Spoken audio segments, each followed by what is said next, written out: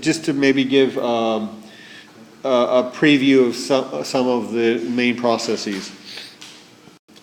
So, Earth is one of the terrestrial planets, so we're basically talking about, this is not the main focus of the course, but clearly our planet and the other planets came from somewhere, and that accepted idea is this nebular hypothesis, where we start off as a stellar nebula.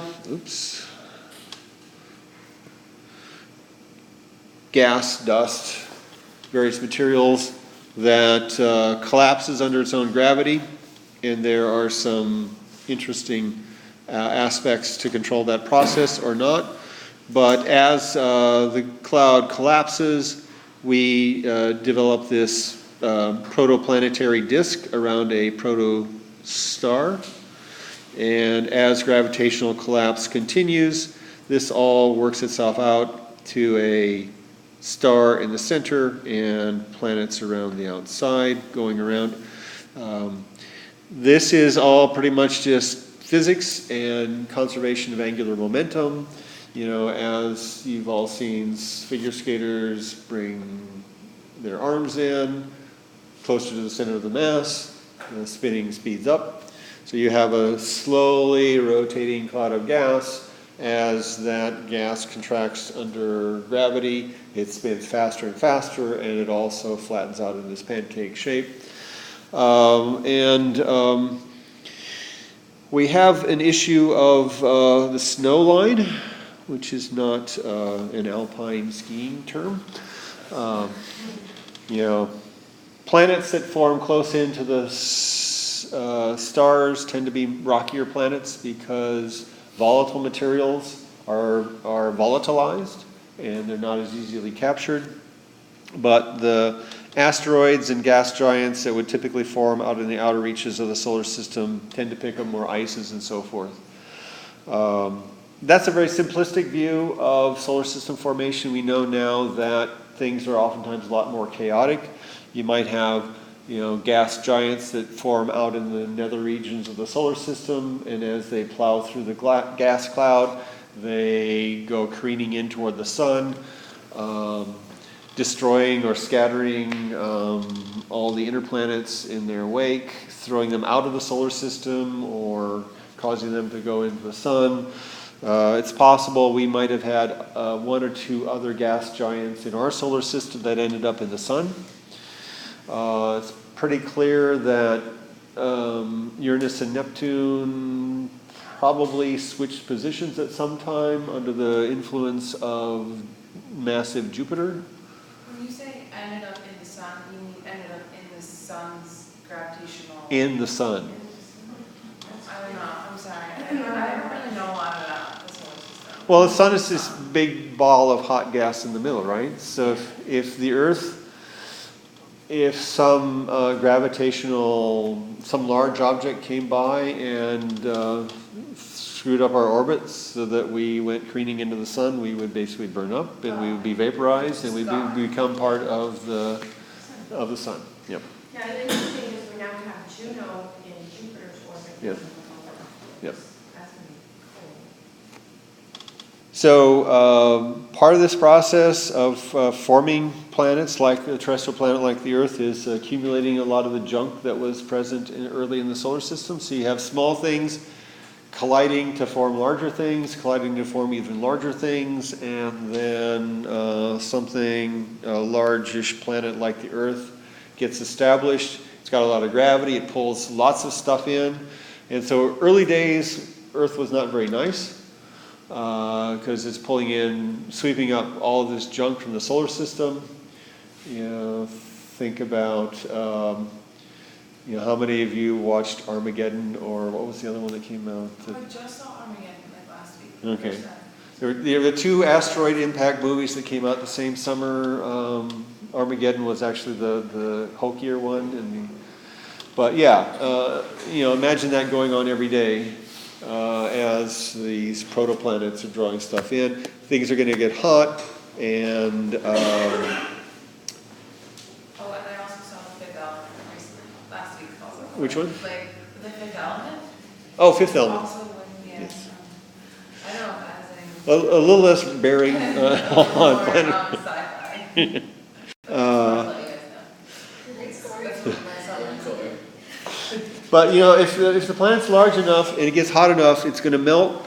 Heavy stuff's going to fall to the center, and the lighter elements are going to stay out in the crust.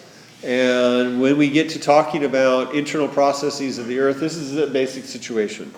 These are not little sperm going in and out.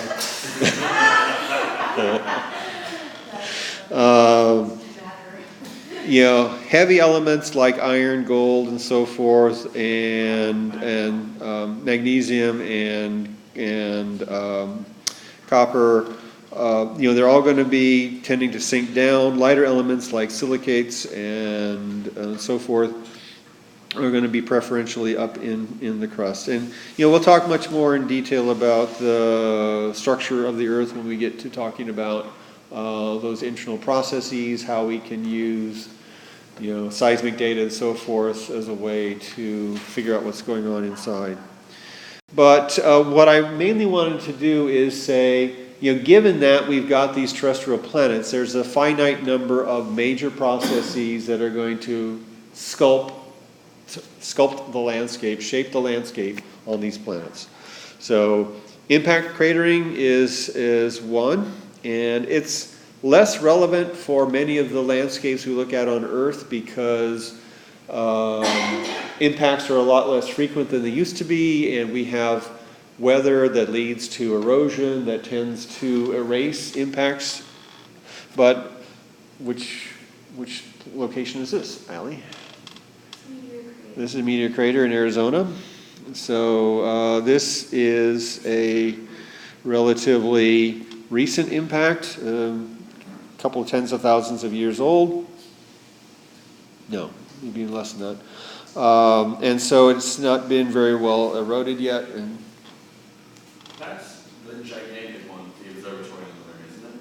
well, gigantic. I mean, there are much larger impact craters that you can see, you know, in Google Earth images or remote sensing data. I would call meteor crater kind of a medium-sized impact crater. It's like a mile and a half across, if I remember correctly. But yeah, there's a viewing. This is actually a commercial venture. There's a viewing area, and they do you know, guided tours that go a little way along the rim. Public doesn't get down into the crater anymore, but researchers can. What's the diameter? Here, you know, this is about like a mile and a half, a couple of kilometers in diameter. So It's just weird because I feel like humans, like just in general, are used to everything being like their size. And, yeah. like, so we don't think about things being that big, and even just you telling me that it's like over a mile long, like I can't necessarily see that in my head. You know? Well, we can pull up pictures. But yeah, part of the reason for going out on this trip for spring break was to actually give real on-the-ground experience, because many of the major craters that we're looking at on Mars, huge compared to meteor crater. There are clearly tectonic processes that we will spend a fair amount of time. We won't hit impact craters that much in this class because, like I say, they're not as important for terrestrial geology, but tectonic processes clearly are, and somewhat related, but separate would be the volcanic processes. Clearly important for hazard mitigation, but also important for resources and just understanding how the world works. And then there are a whole variety of essentially surface processes that are going to be important in shaping the landscape. Mass wasting is a category that covers lots of different ways that materials can move, essentially from higher gravitational potential to a lower things fall downhill, things slide downhill, things roll downhill, so all of this is debris that is eroded off of the surface here and formed this bahada or skirt or this talus slope at the bottom of the hill. As we talked about, the hydrological cycle has a big impact on the landscape, but so does the wind. Okay, so wind blowing debris around over time can have a big impact on eroding surfaces, sculpting these features. We have many areas on the Earth where sand dunes are an important landform. Aeolian processes, these wind-borne processes, much more important on Mars because it's done nothing but have the wind blow for the last 2 billion years, essentially. The final one I just want to throw out now, and I'm not sure to what extent we'll have time to cover it, but clearly on the Earth and on Mars, less so on Venus and Mercury, glacial processes, mass movement of ice formations across the landscape have a big impact. I mean, it used to be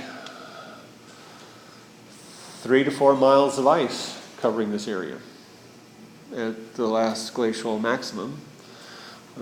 Clearly, a lot of the landscapes in New York and New England have had a big impact of these flows of ice going across the landscape, scouring out valleys,